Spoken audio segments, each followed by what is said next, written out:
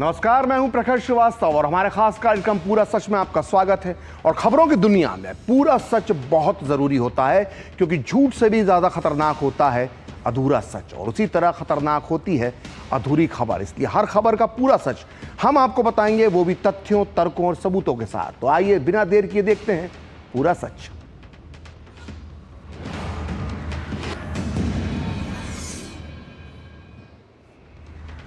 पूरा सच यानी पूरी खबर। और आज पूरा सच में हम बात करेंगे एक ऐसे विवाद की जिसने कांग्रेस की तथाकथित धर्मनिरपेक्षता की कलई खोल दी है।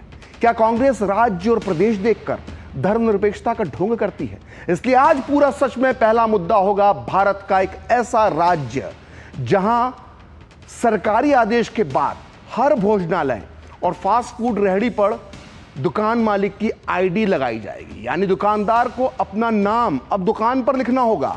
अगर आपको लग रहा है कि राज्य उत्तर प्रदेश है तो आप गलत हैं। यह राज्य है हिमाचल प्रदेश, जहां पर है कांग्रेस की सरकार। और जब से हिमाचल प्रदेश के मंत्री विक्रमादित्य सिंह ने नेम प्लेट लगाने के फैसले की घोषणा की है, तब से ही यह सवाल उठने लगा है कि हिमाचल की कांग्रेस सरकार क्या योगी आदित्यनाथ के एजेंडे पर चल रही है। आज पूरा सच में दूसरा मुद्दा होगा कांग्रेस की धर्मनिरपेक्षता का पूरा सच क्या है। क्योंकि सोनिया गांधी हो या फिर राहुल प्रियंका या फिर खड़गे हो, यहां तक कि कांग्रेस का हर नेता दिन भर धर्मनिरपेक्षता की माला जो है वो जपता रहता है, और सेकुलरिज्म शब्द हर कांग्रेस के नेता की जुबान से हमेशा टपकता रहता है।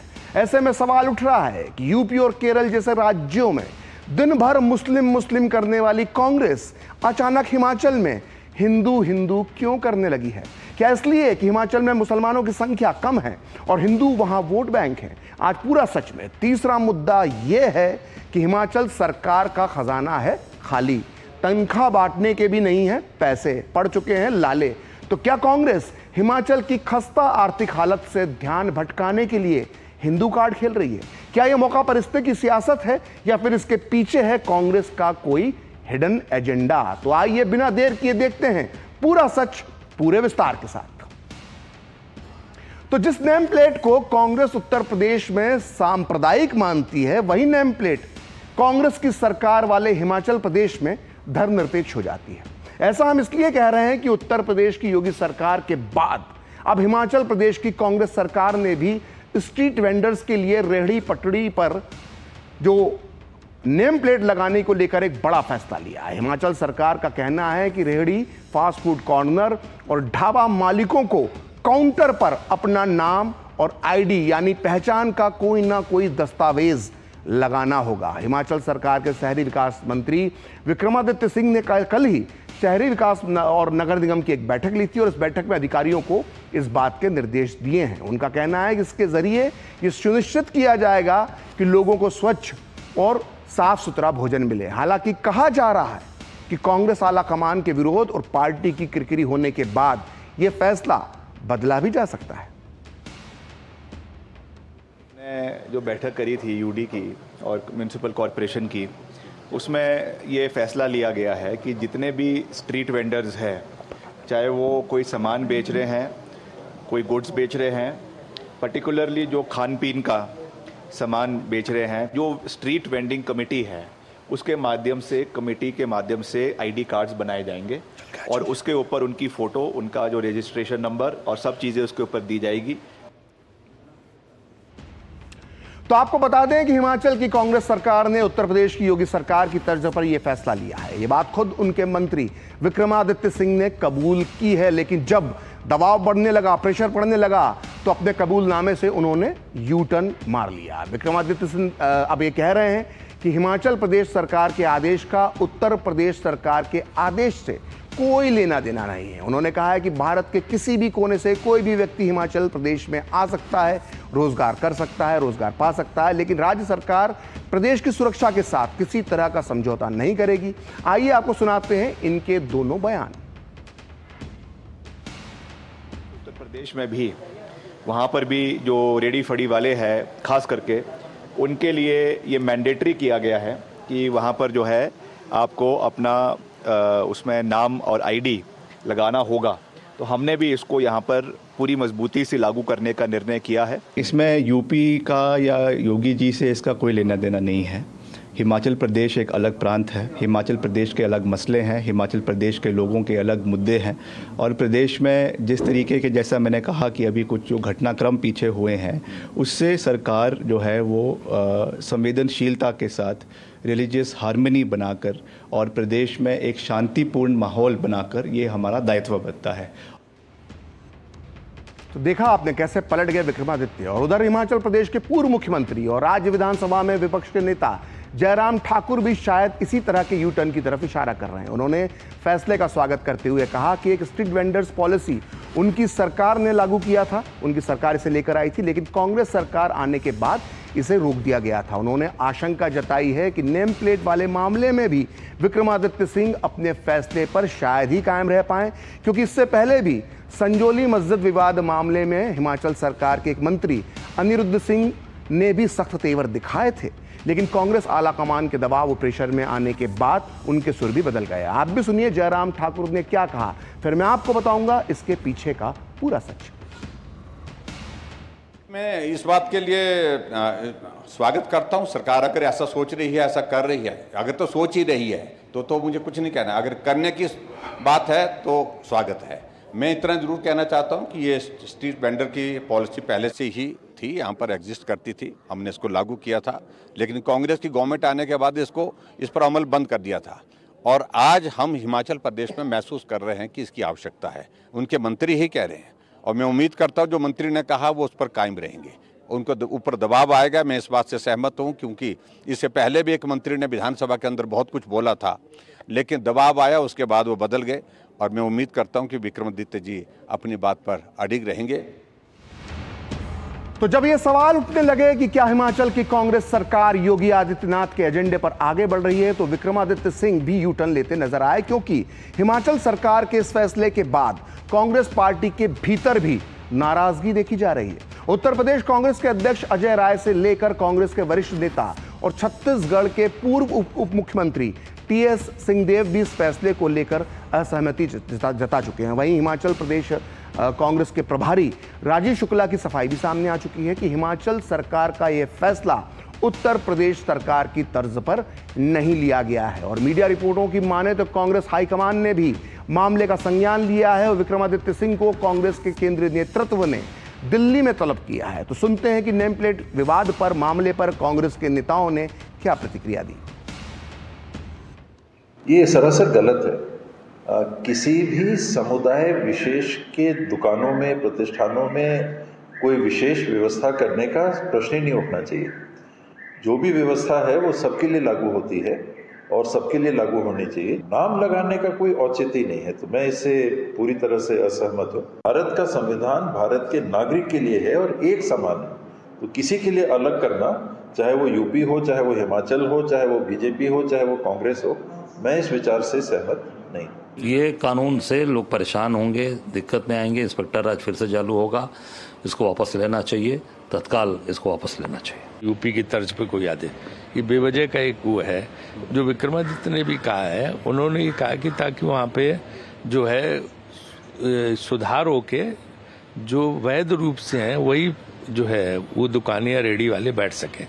हिमाचल विधानसभा के अध्यक्ष ने एक कमेटी बनाई है, उस कमेटी में सब दलों के लोग लिए और कैसे रेडी वाले, पटरी वालों को कैसे बैठाया जाए, कैसे उनको जो है सुरक्षित स्थान दिया जाए, कैसे वो नियमित हों, इसके लिए लाइसेंस दिए जाएंगे। इतनी सी बात है, उसको यूपी से तुलना करने कोई मतलब ही नहीं।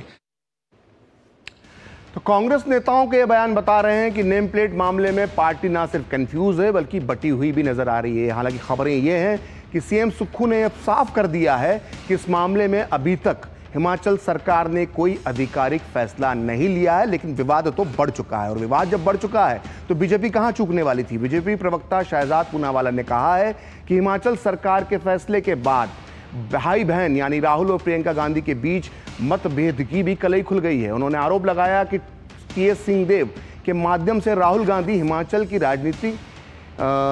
की कांग्रेस सरकार पर इस फैसले को वापस लेने का दबाव डाल रहे हैं। और आइए सुनते हैं बीजेपी प्रवक्ता ने क्या कहा। कांग्रेस पहले बताए कि कल जो गालियां दे रहे थे, सांप्रदायिक कह रहे थे, वो आज हिमाचल में लागू कर रहे हैं, तो सांप्रदायिक नहीं रहा क्या? और दूसरी बात, अब इस पर राहुल बनाम प्रियंका वाड्रा शुरू हो चुका है, क्योंकि एक तरफ तो जो नेता प्रियंका वाड्रा जी के करीबी है वो इसको इम्प्लीमेंट करवा रहे, और दूसरी तरफ टीएस सिंहदेव जो कि पूर्व उप मुख्यमंत्री रहे हैं छत्तीसगढ़ के, वो कहते हैं कि ये निर्णय हिमाचल की सरकार का बिल्कुल गलत है। सब जानते वो राहुल कैंप से। और फिर वो ये भी कहते हैं कि अगर ऐसा फैसला सरकार ने लागू किया है तो इस सरकार को अपने सत्ता में रहने का कोई अधिकार नहीं। मतलब राहुल गांधी अब सीधे सीधे टारगेट कर रहे हैं और कह रहे हैं एक प्रकार से टीएस सिंहदेव के माध्यम से कि हिमाचल की सरकार इस फैसले को वापस ले, दबाव डाल रहे हैं। तो हालात इतने खराब हो गए हैं, इतनी किरकिरी हो गई है कांग्रेस की कि कांग्रेस को अब पीछे हटना पड़ा है। और सीएम से खूब बार बार ये कह रहे हैं, सफाई दे रहे हैं कि उनकी सरकार में अभी ने इसको लेकर कोई फैसला नहीं लिया है और कैबिनेट में भी इससे लेकर कोई चर्चा नहीं हुई है। लेकिन तीर तो विक्रमादित्य ने चला दिया और कांग्रेस की तथाकथित धर्मनिरपेक्षता पर भी सवाल उठने लगे, क्योंकि ये बड़ी अजीब है। वो एक ही मुद्दे पर अलग अलग स्टांस लेती है। हिमाचल में कांग्रेस जहां हिंदू हिंदू खेल रही है, तो वहीं यूपी में वो मुस्लिम मुस्लिम खेलने लगती है। आपको भी याद होगा, क्योंकि ये ज्यादा पुरानी बात नहीं है, सावन के महीने में भी, पिछले महीने में ही, जुलाई के महीने में कांवड़ यात्रा के दौरान यूपी में दुकानों के बाहर सही नाम पता लिखने के आदेश दिए गए थे और योगी सरकार के इस फैसले पर जमकर बवाल हुआ था। और बवाल मचाने में सबसे आगे थी कांग्रेस। प्रियंका गांधी और राहुल गांधी इस फैसले का जमकर विरोध कर रहे थे।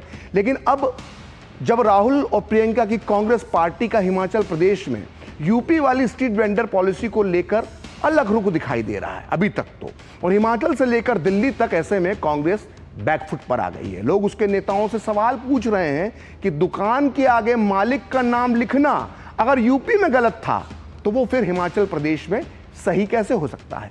कांग्रेस के सिलेक्टिव सेकुलरिज्म पर इसलिए भी सवाल उठ रहे हैं क्योंकि हिमाचल की मस्जिद विवाद में भी यही सब हुआ था। किसी दूसरे राज्य में मस्जिद को हटाने को लेकर अगर कोई मंत्री बयान देता है तो कांग्रेस की नेहरूवादी धर्मनिरपेक्षता खुलकर सामने आ जाती है। लेकिन जब हिमाचल में कांग्रेस सरकार का मंत्री मस्जिद को अवैध बताता है, तब कांग्रेस नेहरू जी के सेकुलर के सिद्धांत को भूल जाती है, उनके सेकुलरिज्म को भूल जाती है। राजनीति वाली छड़ी से उस सेकुलरिज्म को अचानक गायब कर देती है। आइए अब आपको समझाते हैं कि कांग्रेस आखिर यूपी में लेफ्ट हैंड से बल्लेबाजी क्यों करती है और हिमाचल में बल्ला सीधे हाथ में क्यों पकड़ लेती है। दरअसल इसकी वजह है हिमाचल और यूपी की मुस्लिम आबादी का अंतर, और ये अंतर बहुत भारी है। ये देखिए ग्राफिक्स, यूपी की कुल आबादी में करीब 20% मुसलमान हैं, वहीं हिमाचल में मुसलमानों की जनसंख्या का प्रतिशत महज 2%। सोचिए कहां 20% और कहां 2%। अब वोटों का गणित भी समझिए। यूपी में 3,84,00,000 मुसलमान हैं, वहीं हिमाचल में मुसलमानों की आबादी है केवल 1.5 लाख। हालांकि कहा जा रहा है कि आबादी लगातार बढ़ रही है। यही वजह है कि हिमाचल के चुनावी इतिहास में अभी तक एक भी मुस्लिम विधायक नहीं चुना गया है। जाहिर है ऐसे में कांग्रेस को हिमाचल में मुस्लिम वोट बैंक की चिंता नहीं है।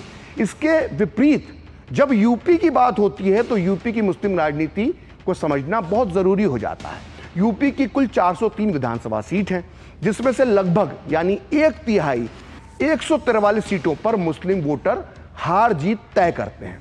कांग्रेस कांवड़ यात्रा के दौरान इस मुद्दे को इसलिए उठा रही थी क्योंकि जहां यह नियम लागू किया गया था, पश्चिमी उत्तर प्रदेश, वहां पर कम से कम जो एक आंकड़ा है 2011 का, वो मैं आपको बता रहा हूं, 26.21% आबादी मुसलमानों की है। और साल 2022 के जो विधानसभा चुनाव थे, यहां से इस आंकड़े को समझा जा सकता है कि इसी इलाके से 21 मुसलमान विधायक चुने गए थे। तो जैसा कि हमने आपको बताया कि हिमाचल में हिंदू जो हैं वो 97% हैं और मुसलमान सिर्फ 2% हैं। इसलिए ये जो राजनीति है ये बार बार जो है ये राज्य देखकर कांग्रेस बदलती रहती है, क्योंकि हिमाचल के अंदर जो है वो दावा जो है वो हिंदुत्व का मजबूत रहता है। 97% यहाँ पर जो है हिंदू हैं और 2% मुसलमान हैं। लेकिन दावा किया जा रहा है कि मुसलमानों की संख्या हिमाचल में तेजी से बढ़ रही है। वैसे देखा जाए तो हिमाचल में जो हिंदुत्व की जड़ें हैं जो सियासत हिंदुत्व को लेकर होती है वो बहुत गहरी है। लेकिन अब हैरत की बात यह है कि कांग्रेस के कुछ नेता भी वोट बैंक के लिए यहां हिंदुत्व के एजेंडे पर राजनीति कर रहे हैं। आइए अब समझते हैं कि हिमाचल में हिंदुत्व की सियासत क्या है। देखिए, हिमाचल पहाड़ी राज्य है और यहां हिंदू धर्म का गहरा प्रभाव है। इसे देवभूमि यानी देवताओं की भूमि भी कहा जाता है और हिमाचल के कई क्षेत्रों का महाभारत और रामायण जैसे प्राचीन ग्रंथों में इसका उल्लेख मिलता है। लेकिन अब हिमाचल प्रदेश की शहरी इलाकों में जो डेमोग्राफी में बदलाव हो रहा है, मुसलमानों की संख्या जो बढ़ती जा रही है, मदरसे और मस्जिद तेजी से बढ़ रहे हैं, उसको लेकर हिंदुत्व की सियासत ने गति पकड़ ली है। हिमाचल में मुस्लिम दुकानदारों की संख्या बढ़ रही है और इसे लेकर स्थानीय लोगों ने मुद्दा बनाया है, स्थानीय लोगों ने। और शिमला की मस्जिद के खिलाफ जो आंदोलन हुआ था उसे भी स्थानीय लोगों ने या आम लोगों ने ही चलाया था। ऐसे में कांग्रेस हिंदुओं को नाराज करने का जोखिम भरा कदम नहीं उठाना चाहती और हिमाचल के कांग्रेसी नेताओं को कांग्रेस की राष्ट्रीय राजनीति से ज्यादा अपनी स्थानीय राजनीति यानी हिमाचल की राजनीति की चिंता है। और इस राजनीति की एक वजह 2024 के लोकसभा चुनावों में विक्रमादित्य सिंह को मिली हार भी है। वो इन चुनावों में मंडी लोकसभा सीट से कंगना रनौत से हार गए थे। कंगना ने हमेशा से हिंदुत्व के मुद्दे पर वो खुलकर बोलती रही हैं, मुखर रही हैं। यही वजह है कि अब विक्रमादित्य खुलकर हिंदुत्व के एजेंडे पर आगे बढ़ने में जुट गए हैं। वही ये भी माना जा रहा है कि कांग्रेस के राज में हिमाचल का खजाना खाली हो चुका है। सरकार के पास तनख्वाह बांटने के पैसे भी नहीं हैं। इसलिए कांग्रेस इस समस्या से ध्यान भटकाने के लिए हिंदू कार्ड चल रही है। तो हिमाचल में हिंदू और यूपी में मुस्लिम खेलने वाली कांग्रेस की चाल अब उस पर भारी पड़ने लगी है। बीजेपी ने अब इसे मुद्दा बना लिया है। कांग्रेस की सिलेक्टिव धर्मनिरपेक्षता पर बीजेपी प्रवक्ता प्रदीप भंडारी ने निशाना साधा है। कांग्रेस पार्टी चुनावी हिंदू है। हिमाचल प्रदेश के अंदर जहां हिंदुओं की संख्या ज्यादा है वहां हिंदू कहते हैं और उत्तर प्रदेश के अंदर जहां मुसलमान वोट को साथ करना होता है, केरला में जहां मुसलमान वोट को साथ करना होता है वहां हिंदुओं को गाली बकते हैं, सनातन को डेंगू मलेरिया एड्स कहते हैं। Congress party anti Hindu party है। इन चुनावी हिंदुओं को 2014 में भी भारतीय जनता पार्टी को देश की जनता ने जिताया था, इनको सबक सिखाया था। 2019 में भी इनको सबक सिखाया था और 2024 में भी इनको सबक सिखाया था। 2029 के अंदर भी इस देश के सनातन भारत के लोग कांग्रेस पार्टी को सबक सिखाएंगे। तो हिमाचल की राजनीति में हिंदू करने वाले एक और किरदार है और उनका नाम है अनिरुद्ध सिंह, जो सुक्खू सरकार में मंत्री हैं। लेकिन वो सुक्खू के विरोधी विक्रमादित्य सिंह के करीबी माने जाते हैं। हिमाचल में इस सारे विवाद की शुरुआत मंत्री अनिरुद्ध सिंह के बयान से हुई थी। उन्होंने न सिर्फ शिमला की मस्जिद का मामला उठाया बल्कि मस्जिद को घुसपैठियों और महिलाओं से होने वाली छेड़छाड़ तक से जोड़ दिया। उन्होंने ये तक कहा कि राज्य में चोरियां हो रही हैं और लव जिहाद जैसी घटनाएं बढ़ रही हैं जो हिमाचल और देश के लिए खतरनाक हैं। आइए सुनते हैं कि अनिरुद्ध सिंह ने क्या कहा था। संजौली बाजार में छोड़ो परे लोअर बाजार में लोअर बाजार सुरंग के अंदर औरतों का सर चलना मुश्किल हो गया, ये मैं बोलना चाहूंगा आपको। ऐसे कमेंट पास होते हैं, मैं व्यक्तिगत गवाह हूं उस बात का। मैं आज क्राइम हो रहा है, ड्रग्स का क्राइम हो रहा है, चोरियां हो रही हैं सर। लव जिहाद जो सबसे बड़ी बात है सर, इसके ऊपर भी ध्यान देने वाली बात। तो फिलहाल पूरा सच में अभी वक्त है एक ब्रेक का और ब्रेक के बाद बताएंगे हिमाचल प्रदेश में कांग्रेस कैसे करती है हिंदुत्व की सियासत।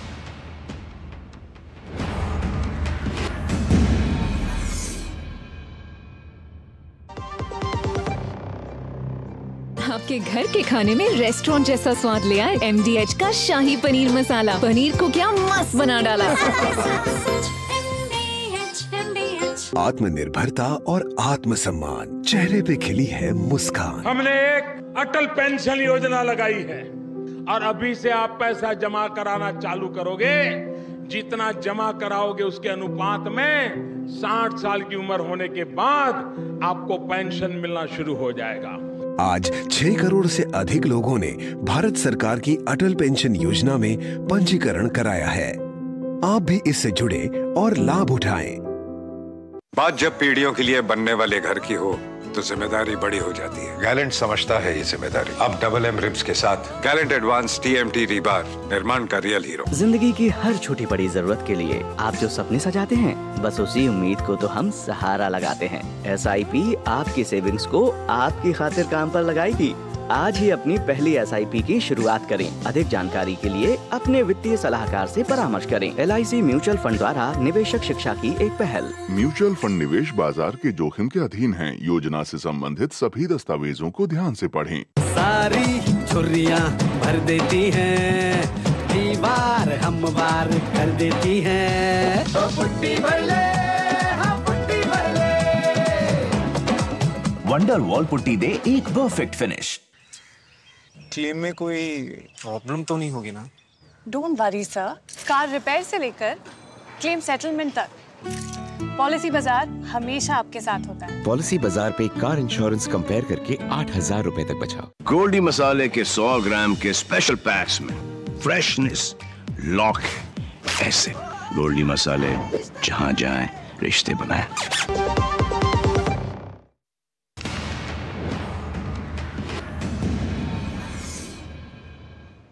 तो ब्रेक के बाद पूरा सच में आपका एक बार फिर से स्वागत है। और नेम प्लेट विवाद हो या फिर शिमला में मस्जिद का विवाद, ये कोई पहला मौका नहीं है जब हिमाचल में कांग्रेस के नेताओं ने अपना हिंदूवादी चेहरा दिखाया हो। वोट बैंक और आपसी कलह के चलते हिमाचल में कांग्रेस के नेता हिंदू कार्ड चलते रहते हैं। और इसकी मिसाल है ये तस्वीर जो हम आपको दिखाने वाले हैं। और ये तस्वीर जो है, ये रोशनी में जो जगमग कर रहा सरकारी निवास है, ये हिमाचल प्रदेश के मुख्यमंत्री सुखविंदर सिंह सुक्खू का है। हिमाचल प्रदेश के मुख्यमंत्री के सरकारी निवास को किसी शादी विवाह के उपलक्ष्य में नहीं सजाया गया था, बल्कि ये रोशनी की गई थी अयोध्या में प्रभु श्री रामलला के प्राण प्रतिष्ठा समारोह की खुशी में। ये तस्वीर 21 जनवरी की है और इसके अगले ही दिन अयोध्या में प्रभु श्री रामलला की प्राण प्रतिष्ठा होनी थी। सिर्फ इतना ही नहीं, कांग्रेसी मुख्यमंत्री सुखविंदर सिंह सुक्खू ने हिमाचल के सभी लोगों से यह आह्वान किया था कि वो 22 जनवरी को अपने घरों में दिए जलाएं। और तो और सीएम सुक्खू ने हिमाचल में राम मंदिर के प्राण प्रतिष्ठा के दिन छुट्टी का भी ऐलान कर दिया था। लेकिन सबसे चौंकाने वाला था उनका वो बयान जिसमें उन्होंने अयोध्या के राम मंदिर में जाने की, वहां पहुंचने की इच्छा जताई थी। और खास बात यह है कि देश भर के कांग्रेस के सभी बड़े नेताओं ने प्राण प्रतिष्ठा कार्यक्रम का बहिष्कार किया था। लेकिन सीएम सुक्खू ने कहा था कि अगर उन्हें मौका मिला तो अयोध्या के राम मंदिर जरूर जाएंगे। आइए सुनते हैं तब उन्होंने क्या कहा था। भगवान राम के दरबार में किसी निमंत्रण की जरूरत नहीं होती है। वहाँ तो मर्यादा पुरुषोत्तम राम है। उन्होंने जो आदर्श स्थापित किए हैं, उन आदर्श स्थापित करने के आधार पर हम कह सकते हैं कि हमें अपने जीवन में भी उसका पालन करना चाहिए। और जब भी भगवान राम के दरबार से बुलावा आएगा हम चले जाएंगे। दरअसल जानकारों की माने तो सीएम सुक्खू की इस राम भक्ति की सबसे बड़ी वजह थी हिमाचल कांग्रेस के अंदर मची गुटबाजी। सुक्खू को यह सब इसलिए कहना पड़ रहा था क्योंकि पार्टी में उनके जो प्रतिद्वंदी हैं विक्रमादित्य, वो खुद को उनसे बड़ा राम भक्त साबित करने में जुटे थे। और तो और विक्रमादित्य ने यह करके भी दिखा दिया। सोचिए, जिस प्राण प्रतिष्ठा समारोह का सोनिया गांधी जी, राहुल गांधी और कांग्रेस अध्यक्ष खड़गे ने बहिष्कार कर दिया था, ठीक उसी समारोह में हिमाचल के लोक निर्माण मंत्री विक्रमादित्य ने पूरे उत्साह के साथ हिस्सा लिया था। आइए आपको सुनाते हैं प्राण प्रतिष्ठा समारोह में हिस्सा लेने के बाद विक्रमादित्य ने क्या कहा था।